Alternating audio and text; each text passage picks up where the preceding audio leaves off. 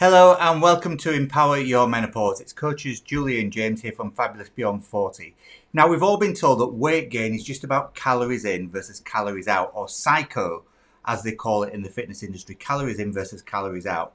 But if that were the whole story, midlife weight gain wouldn't feel like such an uphill battle. The truth is that hormones play a huge role in how your body stores fat, how it burns energy, how it regulates appetite, and all kinds of other things. And that gets much more complicated during the menopause transition, as that fall in sex hormones can affect all of the above. So no one said this kind of stuff was going to be easy, right? And that is the kind of thing that we see from many of the women who come to see us at Fabulous Beyond 40. But fear not, today we're going to talk about going beyond calories to discover what the real hormonal drivers are when it comes to this midlife weight gain. And most importantly, more than anything else, it's what you're here for after all, what you can actually do about it. So grab a cuppa and a pen to make some notes if you feel like you need one, and let's crack on.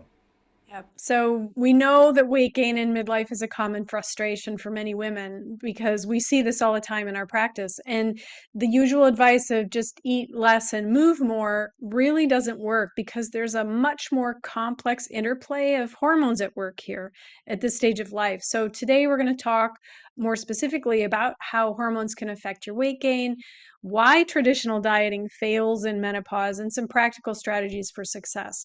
So we'll talk about which hormones impact your weight gain and how. We'll talk about why that standard calories in, I love that psycho, CICO, not PSYCHO, psycho model isn't good enough at this phase of life.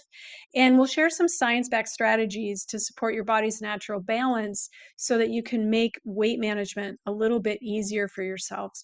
So, before we move on to that stuff, let's talk about some real life examples of what we're talking about here because we've got plenty to share. Yeah. James, you want to start? Yeah, if you're anything like most of the women who come to us, you're probably thinking that your body is working against you, where nothing seems to work anymore. Well, the truth is that's a real thing. You're not imagining it. Your hormones are really, really powerful. And I think the biggest challenge here is one we alluded to before.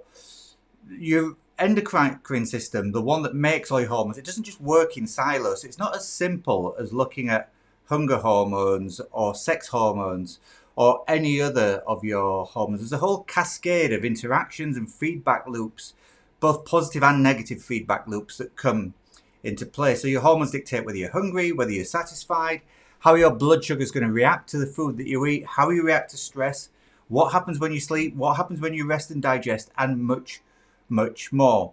And it can even have an effect on your thinking. So when things are not going your way, it can become really complex. And one of the best examples that I can think of when it comes to trying to describe how this hormonal system works for people comes from Jo Gamble. She's a respected nutrition therapist in the UK.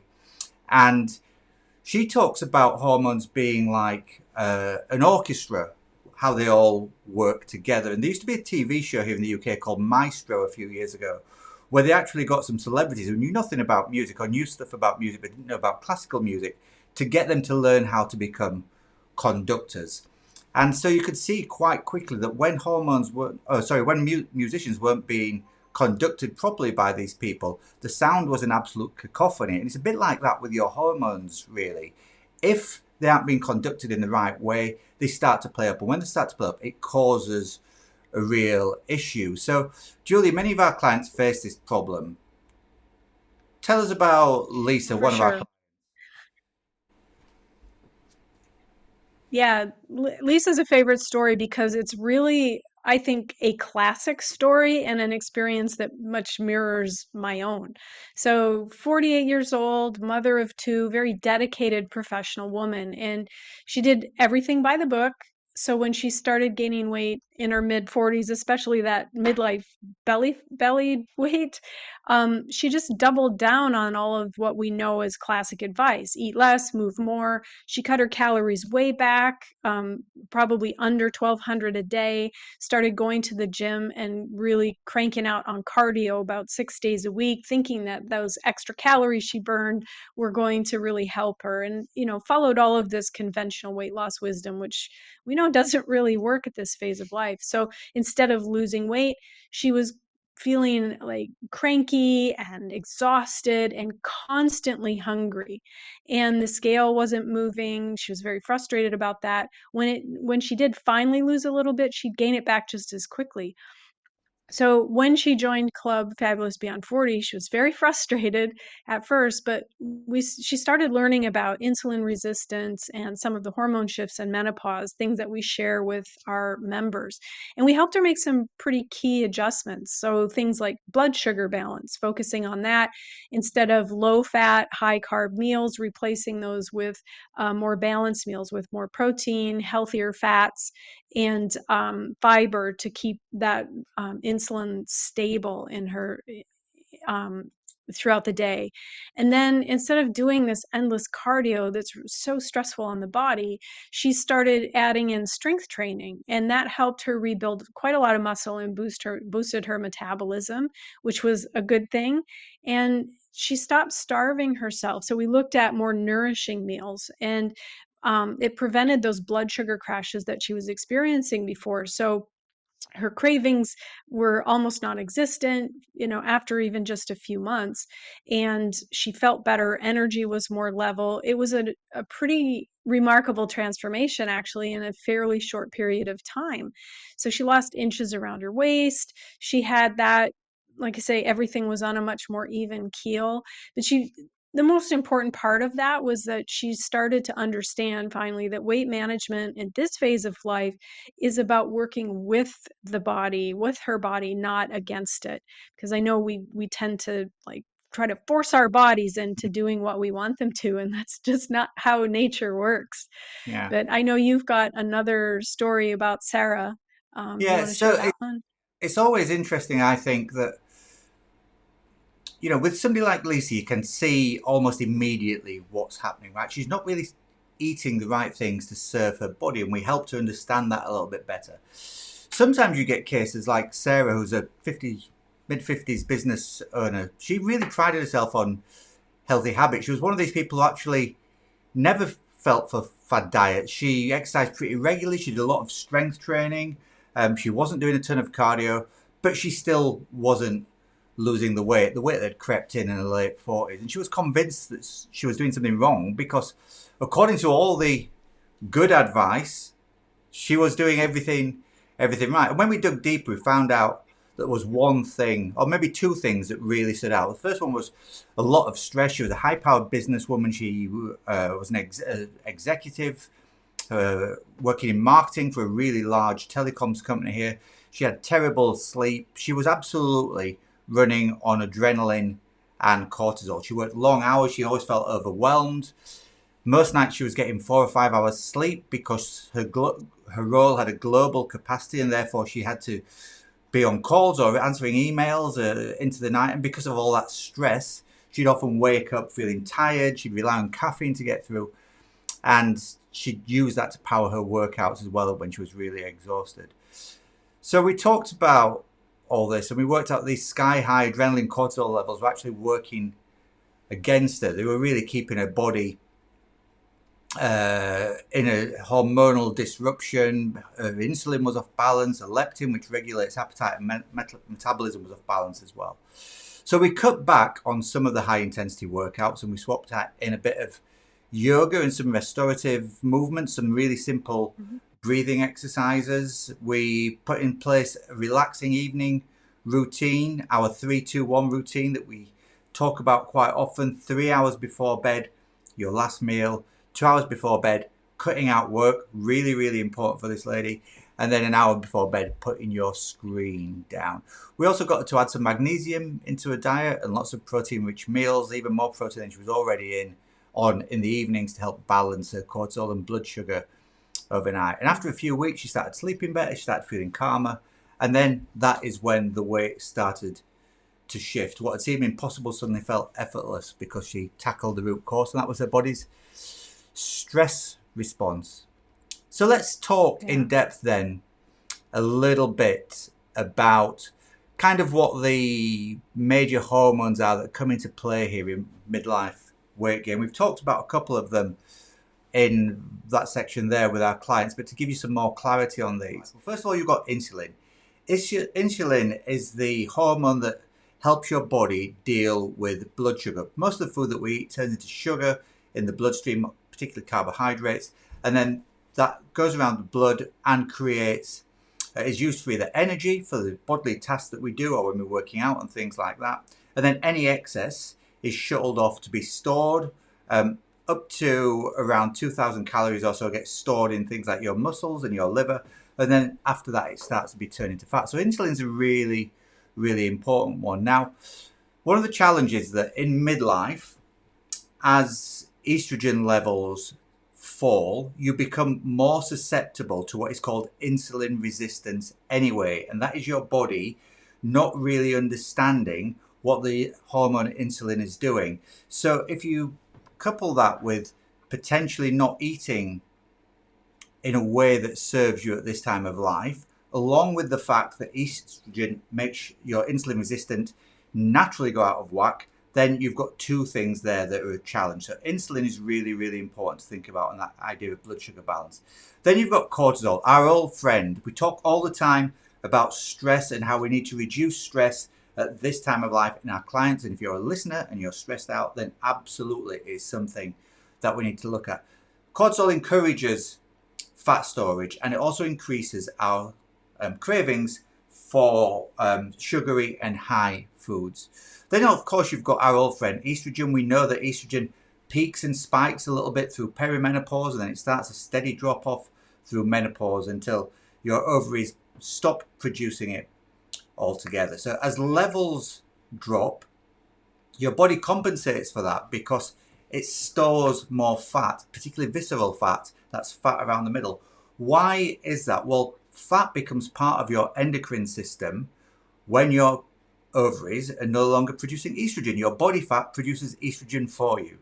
And then the other place that estrogen is produced is also in your adrenal glands, which happen to produce cortisol. So again, you can have a double whammy there. If you're stressed out and you're starting to lay down fat, then that is, again, another reason because of cortisol and estrogen on why this can be a real challenge. Then you've got progesterone. As progesterone starts to drop, that can contribute to all kinds of things like bloating and water retention and slowing your metabolism down. And then finally, leptin and ghrelin. They're the hunger and fullness hormones.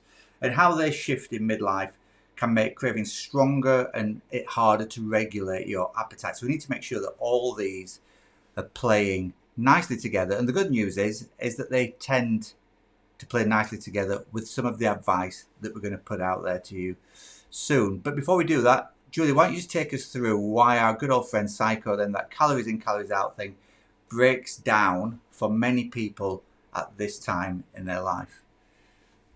Yeah, sure. And, I kind of like this. I don't know if you call it a metaphor or simile. The calories in, calories out psycho really makes you feel psycho, Psycho, because it just doesn't work for us the way that people say it should. And we cannot, what do I want to say, negate the laws of physics and thermodynamics, but because energy balance does matter, but your hormones are going to decide how those calories are used, whether they're stored or whether they're burned for energy.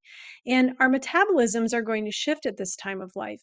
So when we are losing muscle mass, if we're not doing strength training to maintain it, our metabolism is naturally going to slow down. And because we're preferentially storing fat, because of the drop in estrogen, the potential increases in cortisol, as James was just mentioning, the same kind of approaches that we've been using are more likely to backfire. Our metabolisms are simply different. We're using the calories in a different way. And so especially with chronic dieting and over exercising, this will give you the double whammy, or triple if you include the hormonal fluctuations, because chronic dieting is going to stress your body. You're going to undereat and then binge. You're going to be up and down with your weight. And it's going to cause your metabolism to be a little bit out of balance. And then add to that super cardio queens that we see all the time. I'll just do extra cardio because it burns so many more calories. But the truth is, that's just another form of stress on your body. So if you're doing excessive cardio, you're increasing your stress levels, you're increasing the rate of muscle wasting, and it's just going to turn into this cycle that continues it to frustrate you, because you need to learn how to break out of that. And chronic dieting, well, we know that if diets work, the industry wouldn't be worth tens of billions of dollars. So muscle loss in midlife, because that is a natural part of the aging process, affects our metabolism. Muscle is metabolically active tissue. It burns more calories at rest than fat tissue does. So maintaining muscle and doing strength training is going to be your metabolism's best friend. So that's why strength training is so essential now at this time of life, more than it ever was. And you don't have to go to the gym for hours and hours and try to look like Arnold Schwarzenegger. That doesn't it would be very difficult to do with the way our bodies are designed anyway. And the amount of time you need to devote to that kind of strength training doesn't need to be excessive. It's something you can learn to work into your regular days. But there are some practical strategies that will help you support your hormones and sustain your weight. I mean, we can only lose weight for so long, right? And then we have to learn how to maintain it. So that's one of the important factors that James will talk about now, Yeah. I as think far as midlife hormone balance. absolutely. It's interesting as well is that you'll see loads of people out there and loads of supplements claiming that they can balance your hormones. And the truth is nobody can balance your hormones. We don't have a Mm. scale that sits there and on one side we can stick half of them and on the other side we stick half of them. And there's too many of them for a start. So what you can do is you can adopt certain strategies that can support better hormonal balance. Okay, so just to make sure that's clear. Nobody's coming along with a magic wand. These kind of things are strategies that we need to employ, and we need to employ over some Mm. time, I'm afraid, and to try and install these good habits slowly over time so that we get better and better. But the first one, I think, is to look at that concept. We've mentioned it a few times so far now, but blood sugar balance is absolutely key. Yeah? We Yeah. can't emphasize enough how trying to stabilize your blood sugar balance will help you manage insulin and keep your energy levels steady. And it comes in a number of different ways, but some really easy tweaks that you can make to start off is to prioritize protein as your number one nutrient. If Mm-hmm. you want to get into the stats and the numbers and all that kind of stuff, you can work it out. Take your body weight in kilograms, multiply it by 2. That's how many grams of protein you need a day. You can sit and start weighing chicken breasts out and cutting blocks of tofu into certain sort of like chunks and things like that. Just start off by trying to get a palm-sized portion of protein into your into every meal that you have. So breakfast, lunch, and dinner. Really, really important. Why palm size? Well, your palm, your hand, differs depending on size. Me as a 6 foot guy weighing 180 pounds, my hand is a bigger size than Julie's is, and Julie is obviously much shorter than me and more slender than I am. So your palm is a really, really good way of looking at the protein sizes. We've got tons and tons of resources on what different proteins look Mm-hmm. like, but think about things like chicken, lean red meat, pork, tofu, all those kind of things, eggs, Greek yogurt, all work really, really well. Then you need some fiber in your diet. Okay, so fiber is both going to help you keep regular from an elimination point of view, if that's a polite way of saying it, but it's also going to help balance your blood sugar levels because it helps keep things stable. A really, really good source of fiber, which also throws in some good fats, which is my next thing, is flaxseed. It's absolutely great. Buy some flaxseed or Mm-hmm. grind some golden linseed down yourself and then spread it on your cereals, add it to salads, whatever it may be. But looking at sort of like around 30 grams of fiber a day is what you're looking for. And then healthy fats, that old advice of all fats being bad, fats make you fat and all that kind of stuff. It's absolutely BS.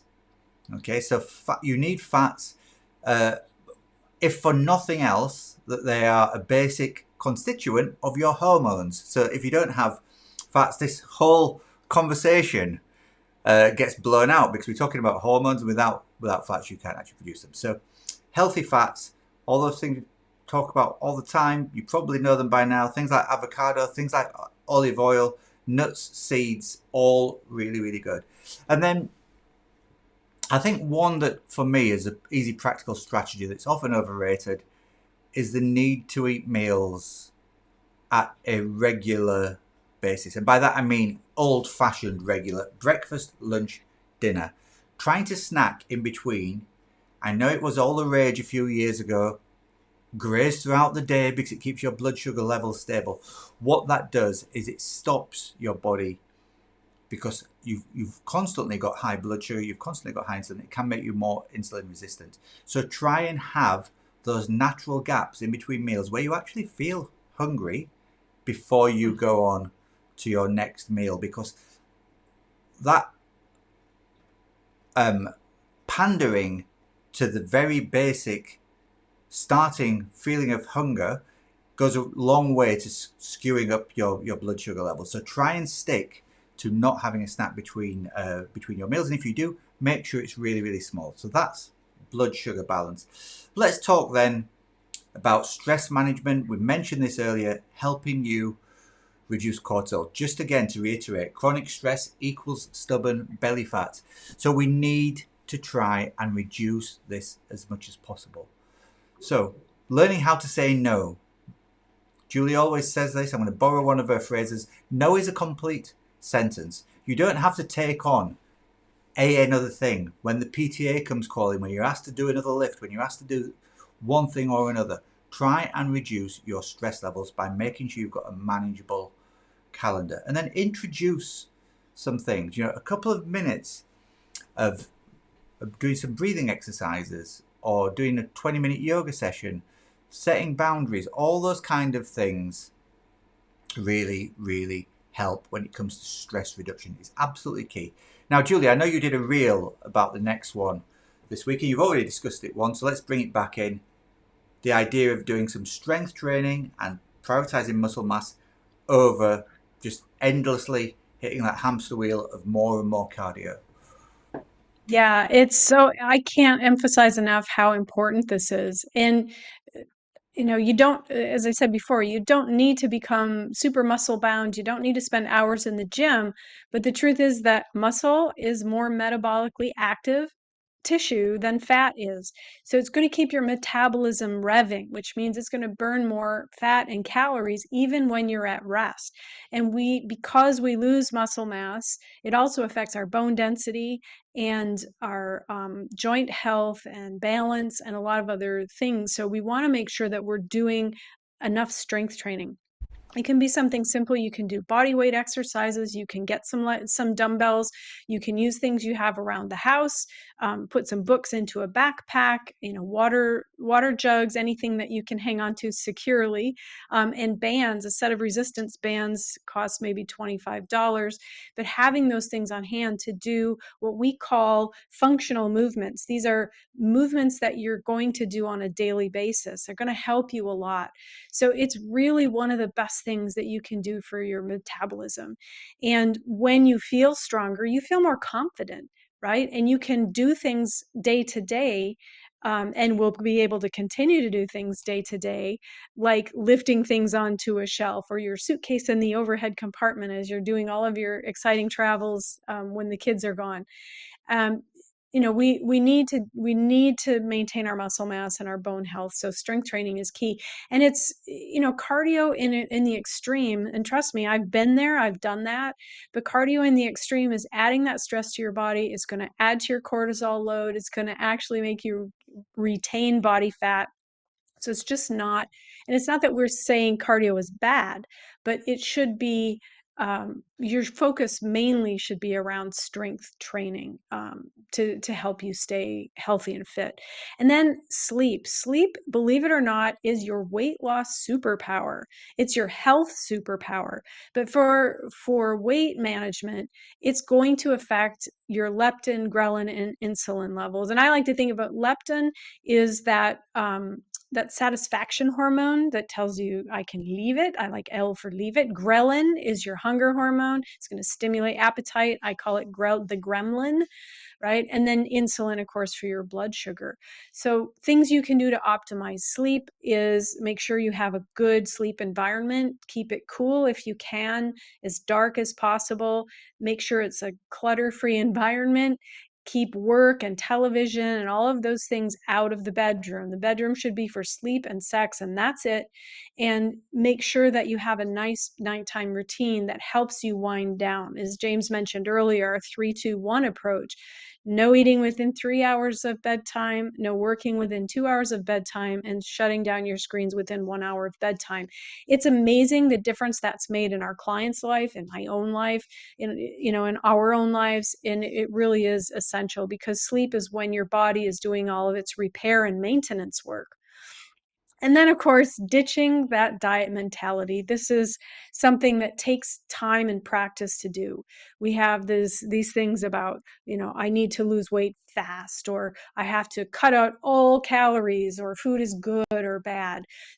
Let's get rid of all of that. Food is food. Food is a way to nourish your body. So learning how to understand how food makes your body feel, what it does for your energy levels, what it does for your mind and your brain function, and focusing on more sustainable habits that are going to nourish your body and help regulate your hormones. I think those would be my key pieces of advice. Yeah. Okay, thanks, Julie. So we're coming up to the top of the half hour then. So just a few things to recap.